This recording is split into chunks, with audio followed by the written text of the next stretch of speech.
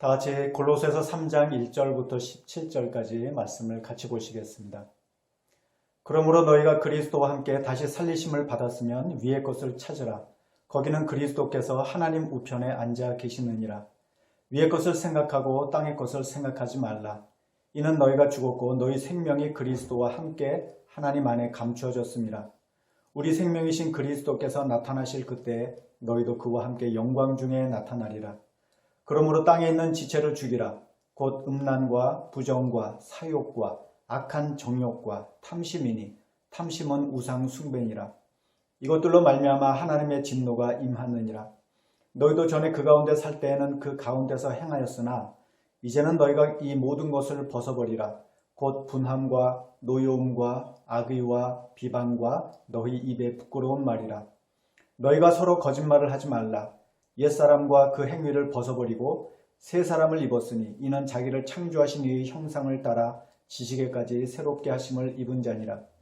거기에는 헬라인이나 유대인이나 할레파나 무할레파나 야만인이나 스구디아인이나 종이나 자유인이 차별이 있을 수 없느니 오직 그리스도는 만유시요 만유 안에 계시니라.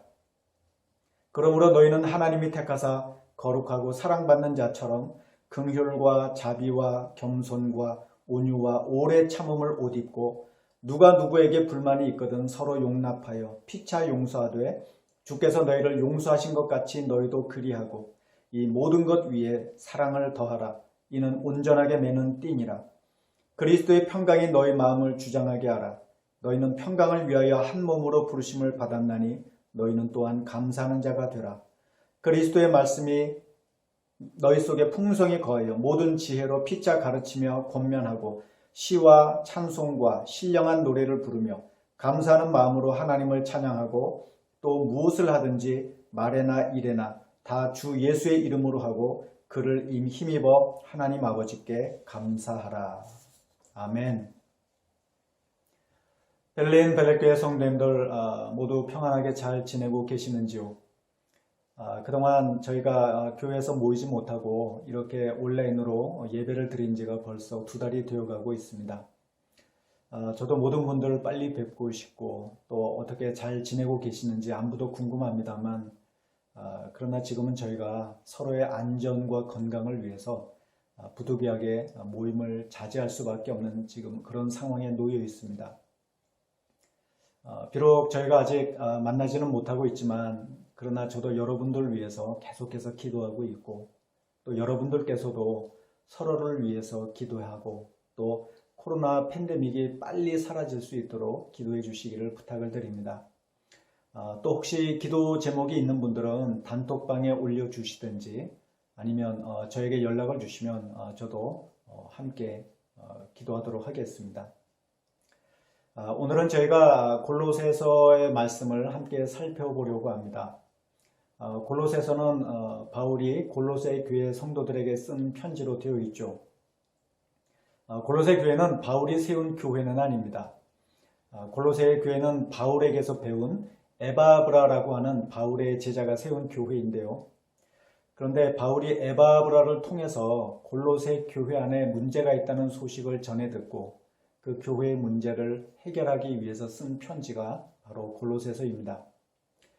오늘 본문에서 바울은 예수 믿는 우리가 얼마나 놀라운 축복을 받았는지 그리고 우리가 어떤 사람으로 바뀌었는지에 대해서 이야기하면서 또한 우리가 그리스도인으로서 어떻게 살아야 되는지에 대한 실천적인 부분에 대해서 이야기하고 있습니다. 1절 상반절에 보시면 이런 말씀이 있습니다.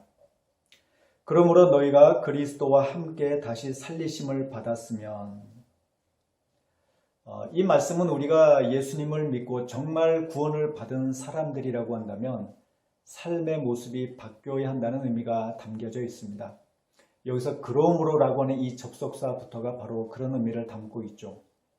오늘 우리가 읽은 1절부터 17절까지 보시면 바울이 이 그러므로라고 하는 이 접속사를 1절에서 뿐만 아니라 5절과 12절에서도 계속 반복하고 있는 것을 볼 수가 있습니다. 이것은 우리가 삶의 모습이 바뀌어야 된다는 사실을 바울이 강조하는 의미에서 이렇게 중간중간마다 그러므로 이 접속사를 반복하고 있는 것으로 볼 수가 있습니다. 또 바울은 우리가 삶의 모습이 바뀌어야 된다는 사실에 대해서 몇 가지 동사들을 사용해서 이야기하고 있습니다. 1절에 보시면 찾으라는 동사가 나오고 있죠. 또 5절에 보시면 죽이라는 표현도 나오고 있고, 또 8절과 9절에 보시면 바울이 벗어버리라는 말도 하고 있습니다. 또 12절에 보시면 바울이 옷을 입으라, 이런 말을 하고 있죠. 이런 여러 표현들은 다 우리가 삶의 모습이 바뀌어야 된다는 사실에 대해서 바울이 이런 여러 단어들을 사용을 하면서 강조하면서 이야기하고 있는 것으로 볼 수가 있습니다. 그런데 이 단어들을 보면 다 명령형으로 되어 있습니다. 다시 얘기해서 우리는 날마다 옛 모습을 죽이기 위해서 힘써야 되고, 또 죄된 습관들을 옷을 벗듯이 날마다 벗어버려야 되고, 또 반대로 하나님의 뜻이 무엇인지를 우리가 매일같이 찾고, 또 옷을 입는 것처럼 우리가 새 옷을 입은 사람답게 삶이 변하도록 힘써야 된다는 사실을 바울이 이렇게 명령형이라는 문법을 통해서 이야기하는 것이라고 볼 수가 있습니다. 왜 우리가 이렇게 삶이 바뀌도록 힘써야 되느냐면 우리가 과거와는 다르게 새 사람으로 우리가 바뀌었기 때문에 그렇습니다. 그래서 오늘 본문에서 바울이 우리가 어떤 축복을 받았는지, 우리가 어떤 사람으로 바뀌었는지 이 부분에 대해서 계속해서 이야기하고 있는 것이죠. 1절에 보시면 바울이 이런 말을 하고 있습니다. 그러므로 너희가 그리스도와 함께 다시 살리심을 받았으면 위의 것을 찾으라. 거기는 그리스도께서 하나님 우편에 앉아 계시느니라. 이 말씀은 우리가 예수님을 믿음으로써 구원을 받았고 우리가 장차 천국으로 들어가게 될 것이라는 사실을 의미하고 있습니다. 그런데 우리가 장차 들어가게 될 천국이 어떤 곳인지에 대해서 1절 하반절에 보시면 거기는 그리스도께서 하나님 우편에 앉아 계신다, 이렇게 바울은 이야기하고 있습니다. 이 말씀은 곧 우리가 나중에 장차 하나님과 예수님이 계신 천국으로 들어가서 하나님과 예수님과 함께 영원토록 행복하게 살 것이라는 사실을 보여주고 있죠. 3절과 4절에도 보시면 바울이 같은 말을 하고 있는데요. 이는 너희가 죽었고 너희 생명이 그리스도와 함께 하나님 안에 감추어졌음이라. 우리 생명이신 그리스도께서 나타나실 그때에 너희도 그와 함께 영광 중에 나타나리라. 과거에 우리는 이미 다 죽었습니다. 우리는 지금 새 사람이 되었고 우리의 생명은 하나님 안에 감추어져 있습니다. 다시 얘기해서 하나님께서 지금도 우리의 생명을 안전하게 지켜주시고 계시는 것이죠. 그리고 언젠가 예수님께서 이 땅에 재림하시게 되면 우리는 예수님처럼 영광스러운 부활의 몸을 입고 하나님과 예수님이 계신 그 천국에서 영원토록 살게 되는 것입니다. 이것이 바로 우리가 굳게 붙잡아야 될 구원의 소망이죠. 이어서 10절에 보시면 우리가 어떤 사람들인지에 대해서 바울이 이런 말을 하고 있습니다. 새 사람을 입었으니 이는 자기를 창조하신 이의 형상을 따라 지식에까지 새롭게 하심을 입은 자니라. 우리는 다 새 사람을 입은 사람들이 되었습니다. 다시 얘기해서 우리가 새 사람이 되었다는 뜻인데요. 이 말씀은 곧 우리가 영적으로 다시 태어났고 우리가 의로운 사람이라고 하는 신분이 완전히 과거와는 다른 사람들이 되었다는 사실을 뜻하고 있습니다. 그런데 그뿐만이 아니라 바울은 우리를 창조하신 하나님의 형상을 따라서 지식에까지 새롭게 하심을 입었다고 이야기하고 있죠. 이 말씀이 무슨 뜻이냐면 우리가 예수님을 믿음으로써 우리의 영적인 눈이 열리게 되었고 또 이제는 영적인 지식을 가진 사람들이 되었다는 사실을 뜻하고 있습니다. 그런데 이 말씀은 또한 우리가 지금 현재 알고 있는 그 영적인 지식의 수준에 머물지 말고 우리가 계속해서 하나님의 뜻이 무엇인지 영적인 지식들을 더 많이 알고 깨닫도록 힘써야 된다는 의미도 이 말씀 속에 담겨져 있습니다. 왜 바울이 우리가 이렇게 새 사람이 되었는지에 대해서 이야기하고 있느냐면 우리가 어떤 사람인지를 알고 우리가 얼마나 놀라운 축복을 받았는지 이 부분들에 대한 영적인 지식이 있어야만 우리가 믿음도 잘하고 또 우리가 하나님의 뜻대로 살 수가 있기 때문에 그런 것이죠. 사실 우리가 예수님을 믿었다는 이유만으로 모든 죄가 사함을 받고 영원한 생명을 얻고 장차 하나님과 예수님이 계신 그 천국으로 들어간다는 사실을 생각하면 이것은 정말 얼마나 놀라운 축복인지 모릅니다. 세상의 다른 종교들을 보면 사람이 힘쓰고 애쓰고 노력함으로써 신의 경지에 이르고 또 극락 영생할 수 있다고 가르치고 있죠. 그러나 성경은 사람이 예수님을 믿기만 하면 그 믿음으로 인해서 모든 죄가 다 깨끗하게 사함을 받고 의로운 사람들이 되고 구원을 받고 천국에 들어간다고 가르치고 있습니다. 또 성경은 우리가 이렇게 받은 구원에 대해서 하나님께서 값없이 베풀어 주신 은혜의 결과, 은혜의 선물이라고 이야기하고 있습니다. 그래서 우리가 예수님을 믿음으로써 얼마나 놀라운 축복을 받았는지 알아야 됩니다. 또 우리가 예수님을 믿음으로써 과거와는 완전히 다른 새로운 사람들이 되었다는 사실을 분명하게 인식하고 있어야 하는 것이죠. 왜냐하면 우리가 우리 자신들에 대한 정체성을 분명하게 알고 있을 때 우리는 하나님과 예수님의 그 은혜와 사랑에 감사하는 마음도 생기게 되고 또 이제는 하나님의 말씀을 따라서 살고 싶은 영적인 욕구도 생기기 때문에 그렇습니다. 사춘기 아이들을 보면 아이들이 아직 이 자기 정체성에 대한 정립이 되어 있지 않다 보니까 이유 없이 부모한테 반항을 하고 또 질풍노도와 같이 방황하는 경우들을 우리가 종종 볼 때가 있죠. 그런데 그랬던 아이들이 나이도 들고 철이 들게 되면 부모님의 은혜에 감사하는 마음도 생기게 되고 또 이제는 부모를 기쁘게 하기 위해서 노력도 하게 되는 것이죠. 우리도 마찬가지입니다. 그래서 우리 자신들이 받은 은혜와 축복이 얼마나 놀라운지 또 우리가 이제는 어떤 사람으로 바뀌었는지 우리가 그 사실을 분명하게 인식할 때 우리는 하나님과 예수님에 대해서 감사하는 마음도 생기고 또 이제는 하나님의 뜻을 따라 살고 싶은 마음도 생기게 되는 것이죠. 그러면 우리가 삶이 변화되기 위해서 우리는 어떻게 해야 될까요? 먼저 첫 번째로 우리는 우리 안에 있는 옛사람을 죽여야 됩니다. 이 사실에 대해서 바울은 2절 말씀에서 위의 것을 생각하고 땅의 것을 생각하지 말라고 이야기하고 있습니다. 우리가 새 사람답게 살기 위해서 우리는 무엇보다 먼저 안 좋은 생각들을 땅에 있는 생각들이 우리의 마음을 지배하지 않도록 우리는 조심해야 됩니다. 사실 무슨 일이든지 보면 모든 문제들은 다 마음에서부터 시작이 되죠. 마태복음 5장 28절에 보시면 예수님께서 음욕을 품고 여자를 보는 자마다 이미 그 마음으로 간음을 했다고 말씀하셨습니다. 이 말씀도 보면 사람이 이 마음속에 이 안 좋은 생각을 가지고 있다 보면 그 안 좋은 생각이 결국 행동으로 이어지게 된다는 사실을 우리에게 보여주고 있습니다. 그래서 우리가 새 사람답게 변화된 삶을 살기 위해서는 무엇보다 먼저 우리 마음에서부터 안 좋고 더러운 생각이 우리 안에 들 때마다 그런 생각들을 차단하고 그런 안 좋은 생각들이 우리 안에 하나도 남아있지 않도록 우리는 날마다 힘써야 하는 것이죠. 사실 우리가 살면서 안 좋은 생각들을 할 때가 얼마나 많이 있습니까?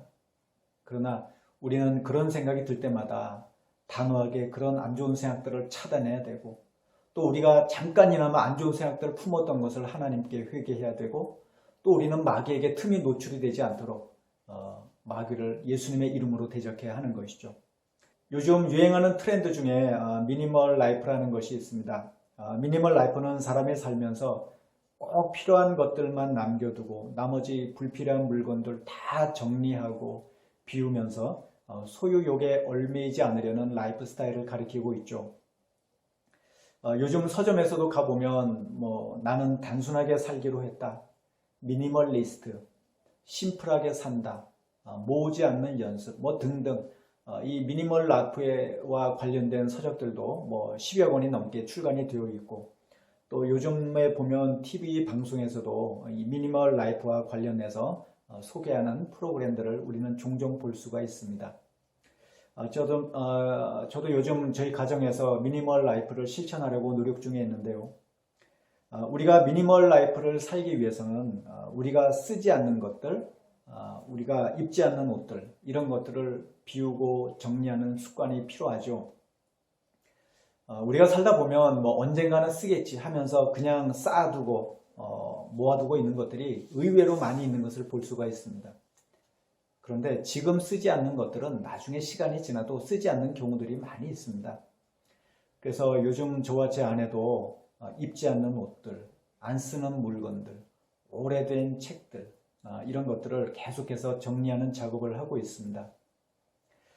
그런데 제가 오늘 설교를 준비하면서 들었던 생각이 뭐냐면, 우리가 삶에서도 이렇게 비우고 정리하는 습관이 필요한 것처럼 우리가 우리의 마음도 날마다 비우고 깨끗하게 정리하는 습관이 필요하다는 것이었습니다. 우리가 안 좋은 생각들, 더러운 생각들을 계속 우리 마음에 가지고 있다 보면 그런 안 좋은 생각들이 우리한테 아무런 유익을 주지를 못합니다. 오히려 우리가 안 좋은 생각들을 가슴에 품고 있다 보면 그것들로 인해서 마귀에게 틈이 노출이 될 수가 있죠. 예수님의 제자였던 가룟 유다가 바로 그런 사람들 가운데 하나였습니다.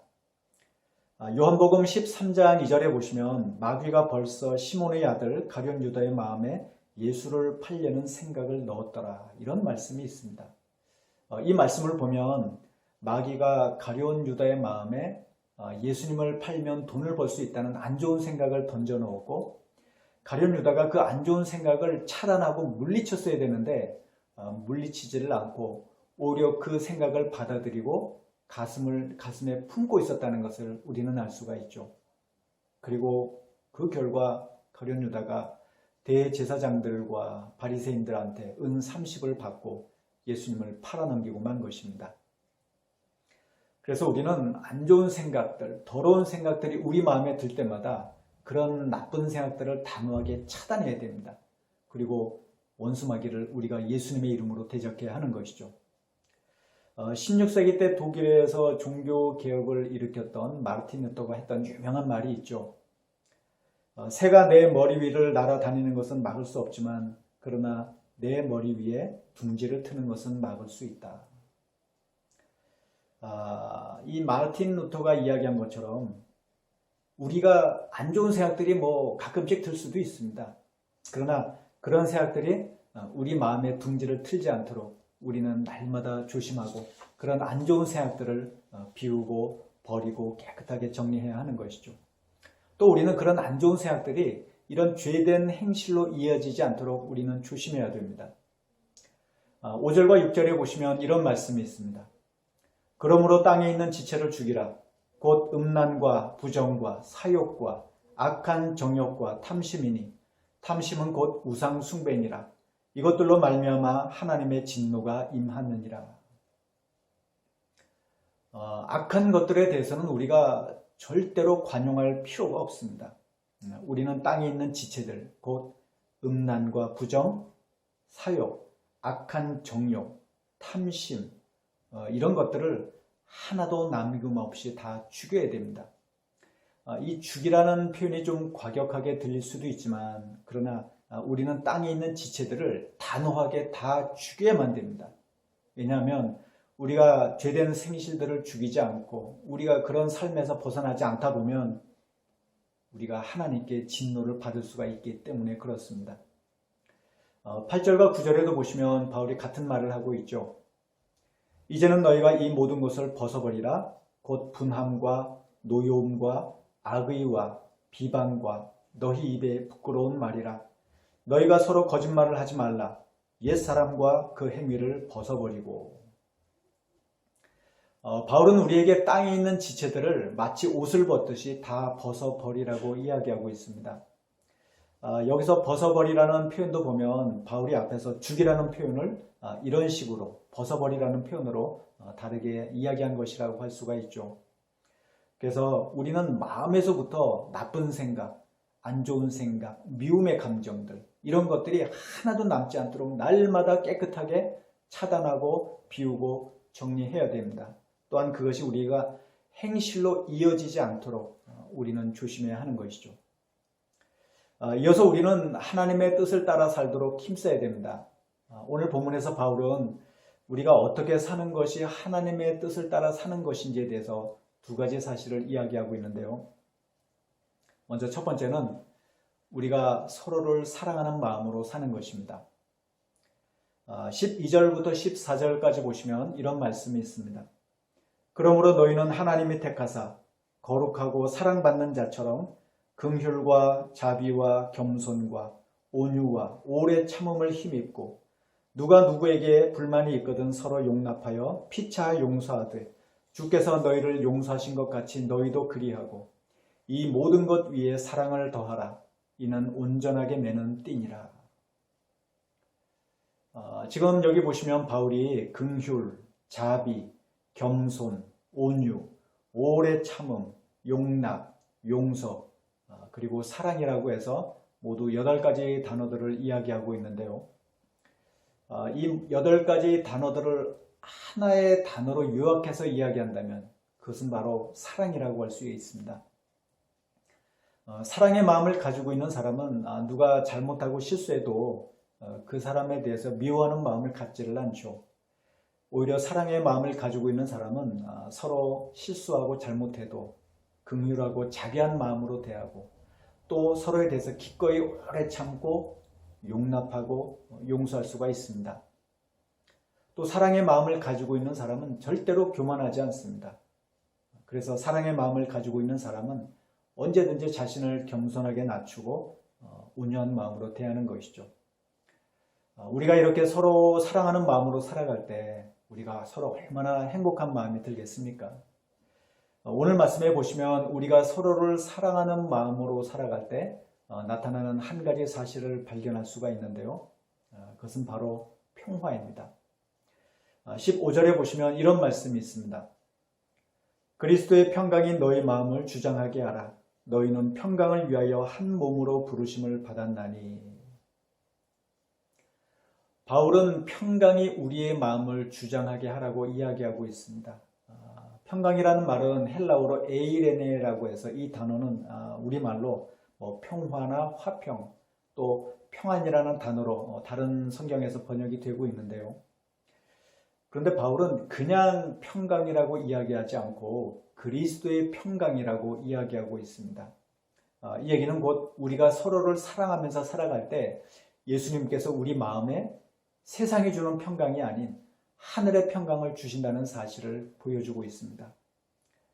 만약 우리가 서로를 사랑하지 못하고 서로 미워하는 마음으로 다투고 싸운다면 우리는 마음이 결코 평안해질 수가 없겠죠.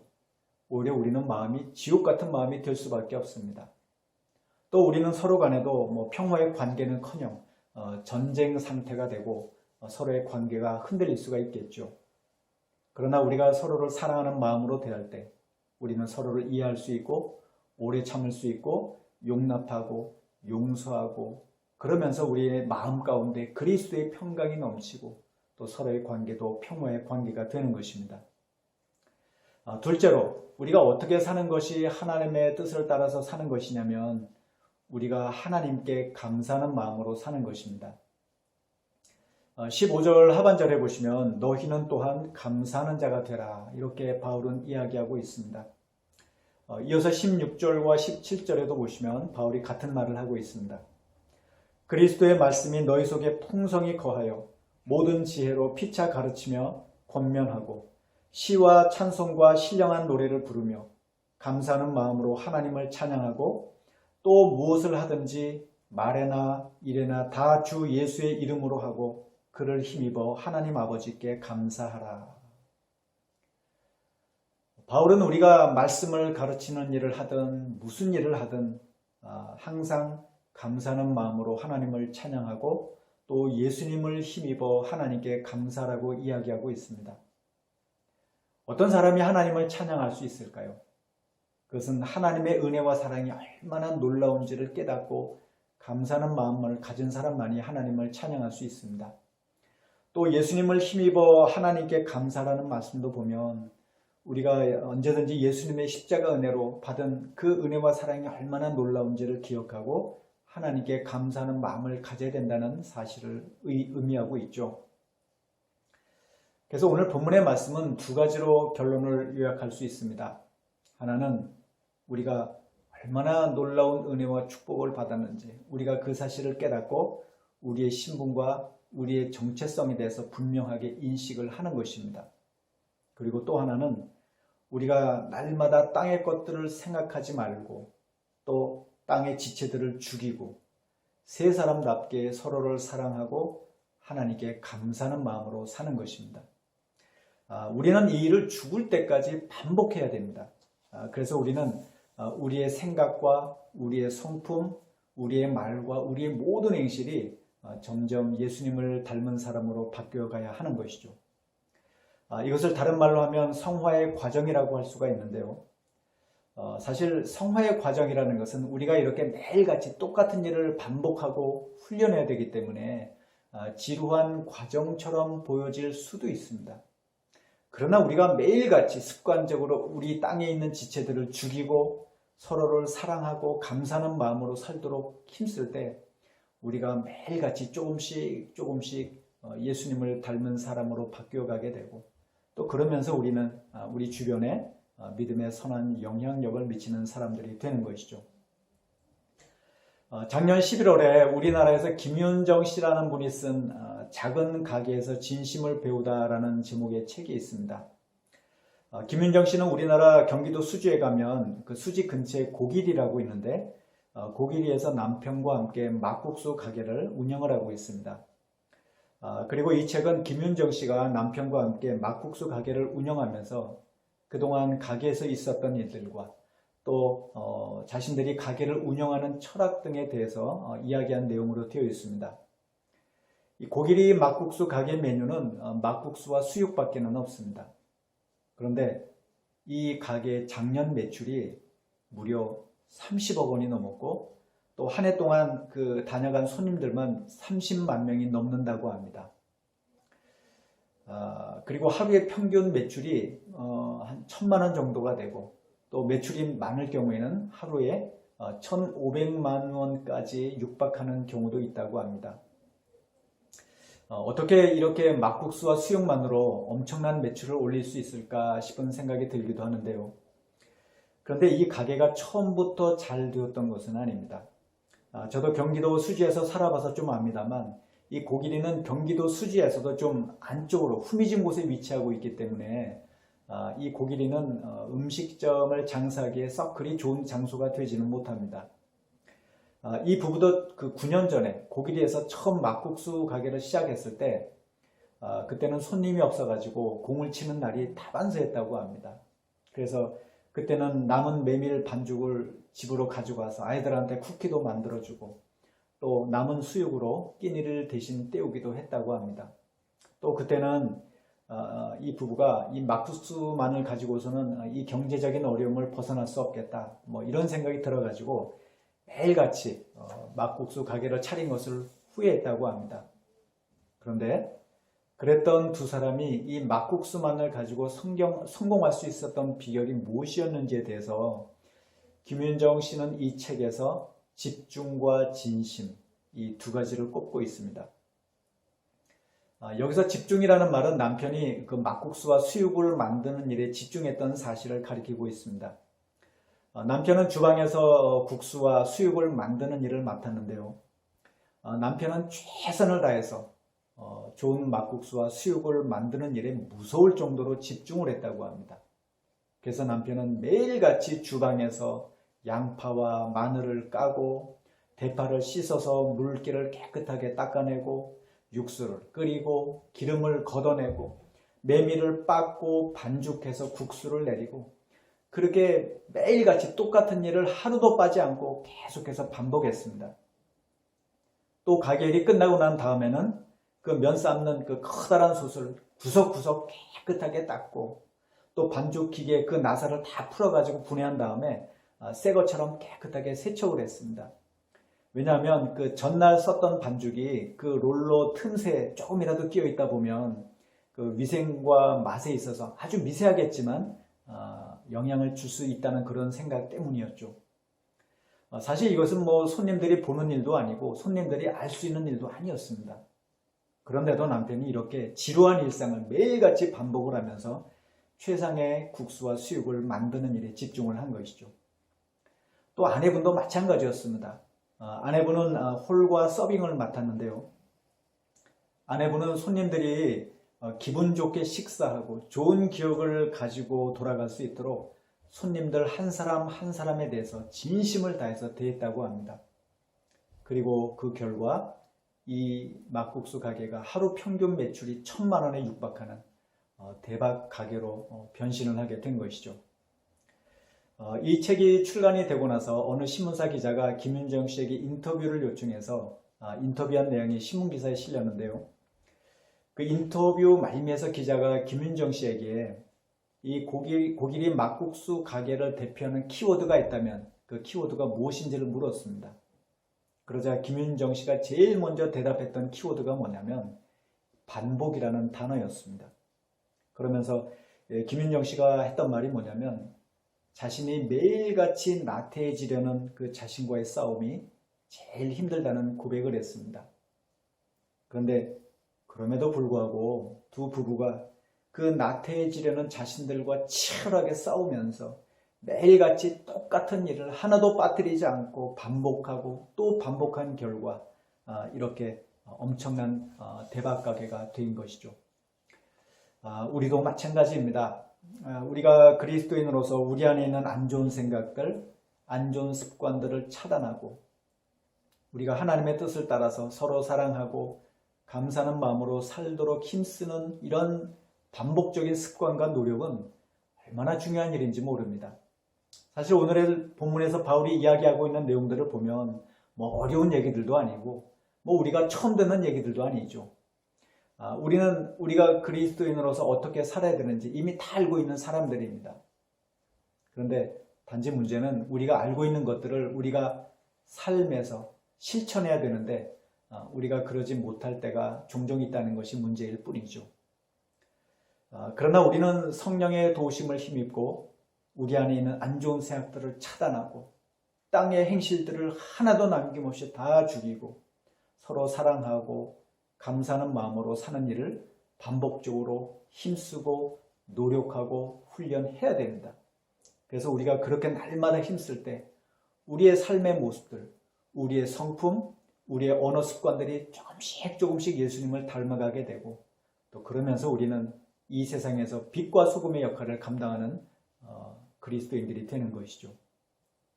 사랑하는 성도 여러분, 저는 우리가 예수님을 믿음으로써 얼마나 놀라운 축복을 받았는지 또 우리가 예수님 안에서 이제는 완전히 새로운 사람이 되었다는 우리의 신분과 우리의 정체성에 대해서 분명하게 인식할 수 있기를 바랍니다. 그래서 이제는 우리가 새 사람답게 새로운 신분에 걸맞게 날마다 안 좋은 생각들을 우리 마음에서 차단하고 또 땅에 있는 지체들을 하나도 남김없이 다 죽이고 오직 서로를 사랑하고 하나님께 감사하면서 살아가는 예수님을 닮은 성숙한 그리스도인들이 다 될 수 있기를 이 시간 주의 이름으로 축원드립니다.